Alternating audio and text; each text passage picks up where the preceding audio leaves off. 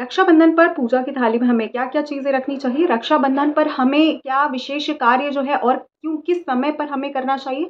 रक्षाबंधन पर व्रत रखने का विधान क्यों बताया गया है? व्रत रखना इतना ज़रूरी क्यों है?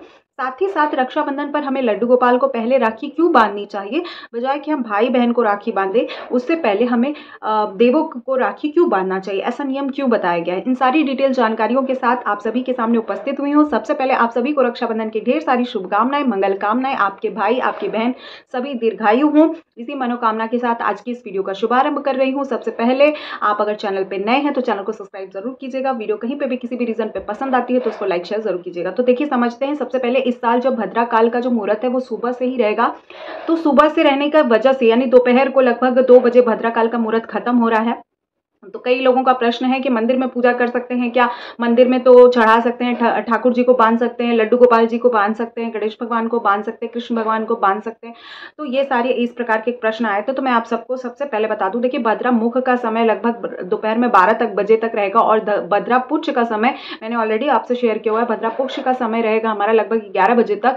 तो मैं आपको किसी भी कंडीशन में, आपका भाई दूर हो, पास हो, लड्डू गोपाल जी को बांध रहे हो, गणेश भगवान को बांध रहे हो, किसी को भी मैं बांधने के लिए आपको नहीं बोलूंगी, क्योंकि भद्रा काल में किसी को भी राखी बांधना शुभ नहीं होता है। ठीक है, तो आपको लगभग 2 बजे के बाद ही राखी बांधनी है, उससे पहले आपको राखी नहीं बांधनी है।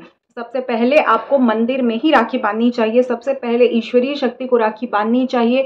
और उसके साथ साथ मैं आपको बता दूं कि जो आसपास के वृक्ष होते हैं उनको भी राखी बांधनी चाहिए, क्योंकि वो सबसे पहले हमारी सुरक्षा करते हैं, हमारा प्रोटेक्शन करते हैं, हमारे जीवन को सुचारू रूप से चलाने के लिए बहुत ज़्यादा हेल्प करते हैं। तो प्रकृति भी हमारी एक तरह से संरक्षक ही है, तो उनको भी राखी बांधनी चाहिए। उसके बाद हमें अपने भाइयों को राखी बांधना चाहिए। ठीक है, तो सबसे पहले आप भगवान जी को बांधिएगा, उसके बाद जो आसपास के वृक्ष होते हैं उनको बांधा जाता है। जैसे कुछ लोग तुलसी मैया को जरूर बांधते हैं राखी, उसके बाद पीपल वृक्ष को बहुत लोग बहुत ज्यादा बांधते हैं। जो लोग लड्डू गोपाल जी को मानते हैं वो लोग केले के वृक्ष में राखी बांधते हैं। तो इस तरह से वृक्षों को भी राखी बांधनी चाहिए, उससे हमारा जुड़ाव जुड़ता है। तो इसके बाद ही आप भाई को राखी बांधें, और ये सारा कार्यक्रम 2 बजे के बाद होगा। अगर कोई कह रहा है कि पहले कर लीजिए, तो ऐसा बिल्कुल नहीं आपको करना है। पहले तो आपको बिल्कुल ही नहीं करना है, दोपहर 2 बजे के बाद करना है। थाली में आप क्या क्या रखेंगे, देखिए मैंने बहुत सारी चीज़ें आपसे शेयर कर दी हैं, लेकिन मैं फिर आपको बता दे रही हूँ और अभी आपको दिखा दूंगी। तो उसके बाद आपको व्रत क्यों रहना है, देखिए जैसे हम करवा चौथ का व्रत रखते हैं, जैसे हम तीज का व्रत रखते हैं, सोमवार का व्रत रखते हैं, तो बहुत सारी महिलाएं इस दिन व्रत भी रखेंगी।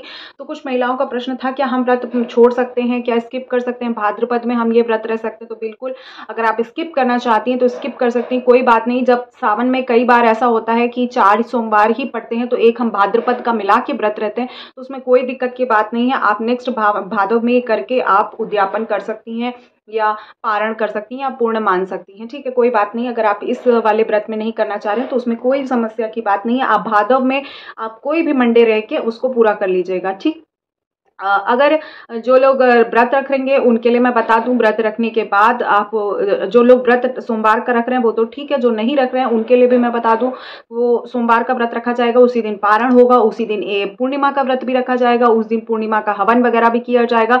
तो आप अपने हिसाब से देख लीजिएगा। बहुत से लोग पूर्णिमा में अन्न खाते हैं, सावन सोमवार में भी अन्न खाते हैं, तो आप जैसे रखना चाहें वैसे रख सकते हैं। 2 बजे तो मुहूर्त ही है और शाम को 4 बजे तक वेट कर लीजिएगा। 4 बजे के बाद आप अन्न खा सकते हैं, तो कोई समस्या की बात नहीं है। जो लोग व्रत नहीं रखेंगे उनके लिए मैं बता दूं, देखिए जो राखी का पर्व होता है वैसे आप लोगों को व्रत जरूर करना चाहिए। सुबह बिना पानी के, बिना भोजन के हम लोग व्रत रखते थे। उसके बाद हम लोग मतलब व्रत जो रहता है वो पूरा दिन का जो व्रत का फल है, जो पुण्य है, वो फल और पुण्य हम अपने भाई को रक्षा स्वरूप बांधते हैं कि उसकी रक्षा हो। तो इसी तरह से आप भगवान जी को भी बांध सकते हैं, अपनी व्रत, अपने पुण्य प्रताप का फल भगवान जी की उसमें कर सकते हैं। और जो आर्मी वगैरह में रहते हैं लोग, उनको भी बहुत सारे लोग बांधते हैं, तो आप उनको भी बांध सकते हैं। वृक्षों को तो बांधना ही चाहिए। तो इस तरह से आप रक्षाबंधन का पर्व मना सकते हैं। नेक्स्ट एक क्वेश्चन आया था कि अगर भाई बहुत दूर है और हमें 2 भाइयों के यहाँ जाना पड़ता है तो हम इस तरह से कैसे राखी बांधेंगे। तो देखिए, भद्रा काल में आपको किसी तरह से राखी नहीं बांधना है। अगर आप नहीं पहुँच पा रही हैं तो आप राखी दे दीजिए, कोई और बांध देगा, लेकिन आप जो है केवल और केवल भद्रा काल के बाद ही राखी बांधिएगा, अन्यथा बहुत दुष्प्रभाव पड़ता है। मैं किसी भी कंडीशन में आपको भद्रा काल में राखी बांधने के लिए नहीं बोलूँगी, बहुत बहुत ही खराब समय है। ठीक है, उसके बाद अब आइए देख लेते हैं कि हमें जो हमारा रक्षाबंधन की थाली है उसमें हमें क्या क्या चीज़ें डालनी है और क्या क्या चीज़ें हमें रखनी है। देखिए थाली में मैं आपको स्वास्तिक बना के नहीं दिखा रही हूँ, आप थाली में स्वास्तिक बना लीजिएगा। उसके बाद मैं क्या क्या चीज़ें मैंने सबसे पहले ये जो थाली है इसमें आप भगवान जी को भी चढ़ा सकते हैं, भगवान जी की भी पूजा के लिए ले जा सकते हैं। साथ ही साथ अगर आप घर में भाइयों के लिए तैयार करें तो भी कर सकते हैं। तो सबसे पहले मैं आपको इसमें दिखा दूं कि मैंने सबसे पहले यहाँ पर ठाकुर जी के लिए कपड़ा रखा है। तो अब जिस भगवान जी को मंदिर में बांधने जा रहे हैं कुछ तो कुछ वस्त्र या कुछ इस तरह से आप ले जा सकते हैं। अगर वस्त्र नहीं है तो आप इस तरह का मौली भी ले जा सकते हैं, ये भी एक तरह से वस्त्र का ही काम करता है। उसके बाद मैंने गंगा जल रखा है, तो गंगा जल भी आप ज़रूर रखिए क्योंकि ये जो है भाइयों को भी स्नान कराना होता है। हल्का सा पानी छिड़क दीजिए फूल से या गंगा जल छिड़क दीजिए और उसके बाद भगवान जी को भी ज़रूर स्नान कराएं। उसके बाद वस्त्र दान करें या मौली दान करें, उसके बाद जो है राखी बांधें। तो उसके बाद देखिए इस तरह से आप राखी वगैरह रख सकते हैं। तो मैंने कुछ राखी इस तरह से रख ली है, तो आप इस तरह से राखी खोल के रख लीजिएगा। मैं आपको बस दिखा रही हूँ इसलिए यहाँ पर राखी मैंने खोल के नहीं रखी, आप राखी रख लीजिएगा। उसके बाद बात आती है टीके की। तो देखिए टीके में सबसे पहले मैंने ठाकुर जी के लिए पीला चंदन रखा है। आप सफ़ेद चंदन, पीला चंदन जो भी लेना चाहें वो ले सकते हैं। उसके बाद मैंने हल्दी रखी है, तो आप इस तरह से हल्दी भी ले सकते हैं। हल्दी भी बहुत ज़रूरी होती है, तो ये गीली करके आप लीजिएगा। इसमें घी और जो है थोड़ा सा पानी वगैरह मिक्स कर लीजिएगा, तो ये गीली करके लेनी है आपको। नेक्स्ट जो है देखिए लाल मैंने रोरी इसमें रखी है। लाल रोरी भी लगाते हैं भाइयों को, पहले पीला तिलक करते हैं, फिर लाल करते हैं और फिर उसके ऊपर अक्षत चिपकाते हैं। तो इस तरह से मैंने ले लिया है।